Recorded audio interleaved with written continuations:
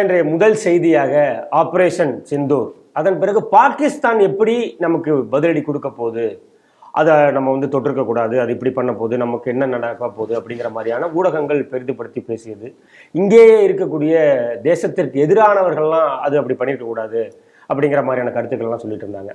இப்போ சமீபத்தில் நடந்திருக்கக்கூடிய தாக்குதல் தொடுக்க பாகிஸ்தான் முயற்சித்தது, அதை இந்திய ராணுவம் வெற்றிகரமாக முறியடித்திருக்கிறது. இந்த செய்தி எப்படி பார்க்குறீங்க? நீங்கள் சொன்னது போலவே ஆப்ரேஷன் சிந்தூர் 1 நடந்தது. ரொம்ப டார்கெட் ஸ்பெசிஃபிக்காக இருந்தது. 9 இடங்கள் தாக்குதல் பண்ணோம் அப்படின்னு.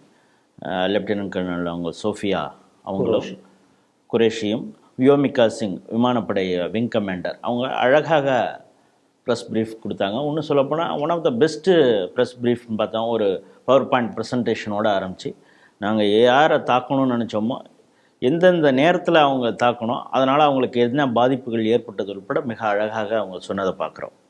இன்னொன்று, அந்த பேரே காயின் பண்ணதே பிரதமர் நரேந்திர மோடி அப்படிங்கிற ஒரு தகவல் சொல்கிறாங்க. சிந்தூர் ஏன்னா நெற்றியின் பொட்டை அளித்தவர்கள் 26 குடும்பத்தில் ஒரே ஒருத்தர் இஸ்லாமியர், பாக்கி அனைவரும் அது. அதனால் இந்த பேரே மிக சரியானது அப்படிங்கிறத ஒரு விஷயம் சொன்னாங்க. ஸோ ஒரு டெரரிஸ்ட்டு இந்தியாவின் மீது தொடர்ச்சியாக பயங்கரவாத செயல்களில் ஈடுபடக்கூடியவர்களை டார்கெட் பண்ணி தாக்குதல் நடத்தி அவர்களை அழிச்சொழிச்சிருக்கிறாங்க. பாகிஸ்தான் தொடர்ச்சியாக என்ன சொல்லிட்டு வந்ததுன்னா, நாங்கள் எந்த ஒரு டெரரிஸ்ட்டுக்கும் நாங்கள் ஆதரவு கொடுக்கறதே இல்லை அப்படின்னு சொன்னாங்க. ஆனால் பார்த்திங்கன்னா இப்பொழுது அதனால தான் இந்த எக்ஸ்டர்னல் அஃபேர்ஸ் அந்த மிஸ்ட்ரி அழகாக நேற்று ஒரு ப்ரெஸ் ப்ரீஃபில் சொல்லும் பொழுது சொன்னீங்க, ஆனால் உங்களுடைய ஆர்மி யூனிஃபார்மோட மிலிட்ரி உயர் அதிகாரிகள்லாம் டெரரிஸ்ட்டுக்கு அந்த துவா பண்ணக்கூடிய அந்த கடைசிக்கிட்ட ஃபியூனரல் பண்ணக்கூடிய அந்த விஷயங்கள்லாம் பார்க்கும் பொழுது ஆர்மி எது டெரரிஸ்ட் எதுன்னு தெரியாத அளவுக்கு இருக்குது. நீங்கள் தான் உலகத்துக்கு இந்த பாடம் எடுக்கிறீங்களா அப்படிங்கிறது மாதிரியாக அவர் பேசியிருந்தார்.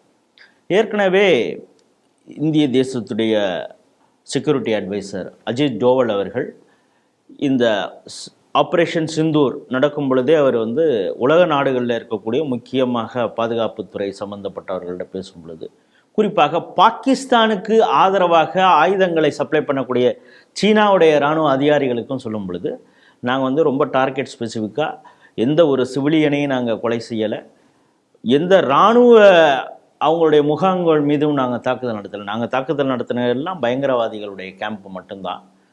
இதோட நாங்கள் எஸ்கலேட் பண்ணாமல் இதோட முறித்து கொள்ளக்கூட நாங்கள் தயாராக இருக்கிறோம். ஆனால் பாகிஸ்தான் எங்கள் மீது போர் தொடுக்க வேண்டும், இதற்கு எதிர்வினையாக நாங்கள் ஏதாவது செய்யணும்னு அவங்க நினச்சாங்கன்னா எங்களுடைய தாக்குதல் மிக பயங்கரமாக இருக்கும் அப்படின்னு அவர் எச்சரிச்சிருந்தார். உடனே சீனாவுடைய அதிகாரிகள்லாம் கூட போய் பார்த்தாங்க. ஆனால் பாகிஸ்தானை பொறுத்தளவு அங்கே இருக்கக்கூடிய பயங்கரவாதிகள் ISI இருக்குது, அவங்கள ஆப்ரேட் பண்ணக்கூடிய ISI இருக்குது, அதுக்கப்புறம் இராணுவம். அதாவது அங்கே ஆட்சியாளர்களை விட இராணுவத்துடைய சீஃப் அவர் தான் பல விஷயங்களை டெசிஷன் எடுப்பார். அப்படி இருக்கும் பொழுது இந்த ஃபியூனரலில் கலந்து கொள்ளும் பொழுதே ஒரு சில ஃபோட்டோக்கள் வந்தது, எந்த அளவு உண்மைன்னு தெரில. அந்த முனீர் சீஃப் அவர் இருக்கும் பொழுது அவரை கன்னத்தெல்லாம் தொட்டு இந்த பயங்கரவாதிகள் அவங்கள்ட்ட அவர் ஒரு நாடு, நம்ம நாட்டின் மீது இந்தியா போர் தொடுக்கிறது, நாம் இதை எப்படி எதிர்கொள்ள போகிறோம் அப்படிங்கிறது பேசுகிறோம். ஒரு ரேடிக்கல் இஸ்லாம், அதாவது ஒரு மௌல்வி எப்படி ஒரு பயங்கரவாத செயலை செய்வதற்கு அவங்கள தூண்டுவாரோ, நான் சொல்கிறது ரேடிக்கல் மதரசாவில் எப்படி பண்ணுவாங்களோ, இது நம்மளுடைய இஸ்லாத்துடைய கடமை, நம்ம எதிரிகளை காஃபீர்களை இப்படி தான் கொள்ளணும்னு எப்படி சொல்லுவாங்க, அது மாதிரி அவங்களுக்கு அவர் பேசுகிறது மாதிரியான ஒரு ஃபோட்டோ போட்டு இவர் இராணுவ தளபதியா இல்லை மதரசாவில் ரேடிக்கலைசேஷன் சொல்லிக் கொடுக்கக்கூடிய மௌல்வியா அப்படிங்கிறது மாதிரிலாம் பேசியிருந்தாங்க. ஸோ இது கூட அங்கே இருக்கக்கூடிய சாதாரண மக்களுக்கு ஒரு இராணுவ இவரால் தான் பல பிரச்சனைகள் இந்த நாட்டிலே வருது அப்படிங்கிற அளவுக்கு இருந்தது. இப்போது அதனால் இவங்க என்னென்ன, இந்த உலகத்துக்கு நாங்களும் திருப்பி அடிப்போம் அப்படின்னு காட்டுறதுக்காக தான் நேற்று இந்த மிஸ் அட்வென்ச்சர் பண்ணாங்க.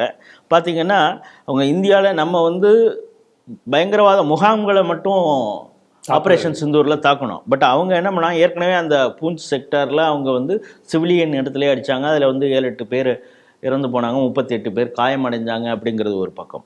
இப்போ நேற்று பாகிஸ்தான் என்ன பண்ணியிருக்காங்கன்னா, அவந்திபுரா, ஸ்ரீநகர், ஜம்மு, பத்தன்கட், அமிர்த்சர், கபூர்தலா, ஜலந்தர், லூதியானா, ஆதம்பூர், பத்திண்டா, சண்டிகார், நால், பலோலி, உட்டாலே, பூஜ், அதாவது குஜராத், ராஜஸ்தான், ஜம்மு காஷ்மீர், பஞ்சாபில் ஒரு சில பகுதி, இதையெல்லாம் வந்து உள்ளே வந்து அடிக்கிறதுக்கு முயற்சி பண்ணியிருக்காங்க.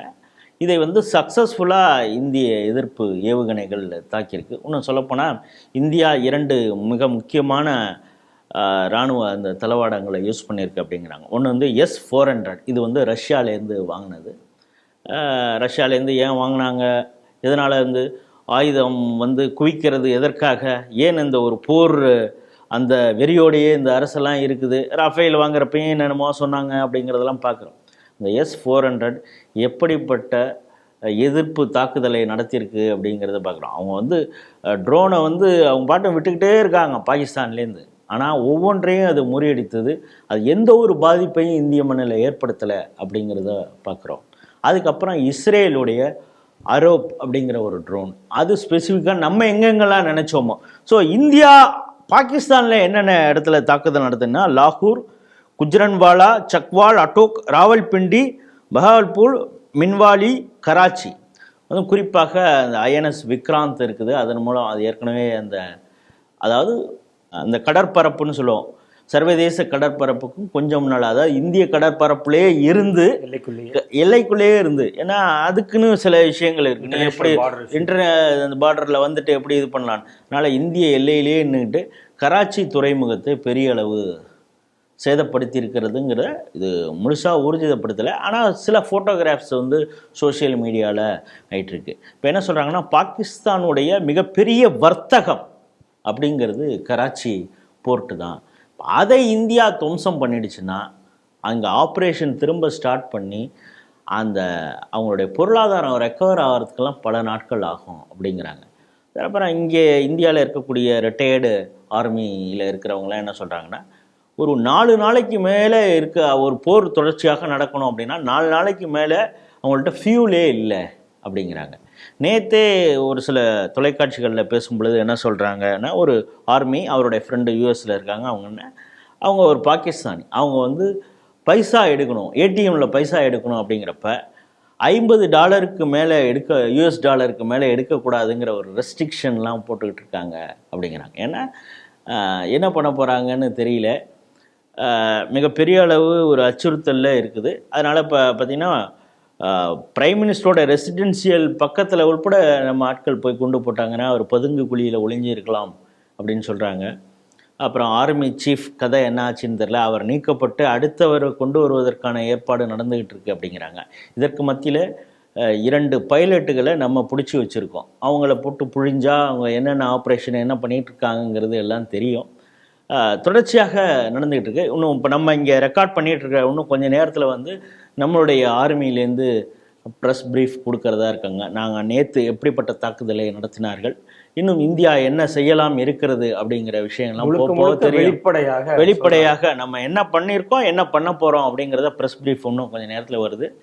பெண் சக்தி அதுதான் இந்த இராணுவ அந்த விஷயத்தையே முன்னெடுத்து செல்கிறது இந்தியாவுடைய தாக்குதலை. ஆகவே மிகப்பெரிய வெற்றி கிடைக்கும் அப்படின்னு நம்ம ஸ்ட்ரீட் டிவிலே நம்ம அழகான ஒரு வீடியோ போட்டிருக்கோம். எல்லையிலே இருக்கும், எல்லை சாமிகளாக இருக்கும் இந்திய இராணுவத்துடைய அவங்களுடைய நலன், அவங்க வந்து தேக ஆரோக்கியத்தோடும் எந்த ஒரு காயமும் இல்லாமல் நம்ம தேசத்தை காக்கணும். அவங்க காக்கணும் அப்படின்னா அவங்க குடும்பத்தில் இருக்க பற்றி அவங்களுக்கு ஒரு கவலை இருக்கும், அந்த குடும்பத்தினர் மகிழ்ச்சியாக இருக்கணும், அவங்களுக்கு நல்ல வளங்களும் நலங்களும் வரணும். இந்த பிரார்த்தனையோடு நம்ம கோயிலையோ நம்ம வீட்டு பூஜை அறையிலையோ ஒரு விளக்கை ஏற்றணும் அப்படிங்கிற ஒரு கோரிக்கையை ஸ்ட்ரீட் டிவி ஏற்றிருக்குது. நாம் அனைவரும் அதை செய்வோம். இந்திய இராணுவத்திற்கு பின்னால் நாம் துணை இருப்போம். இந்த தேசத்தை காப்போம்.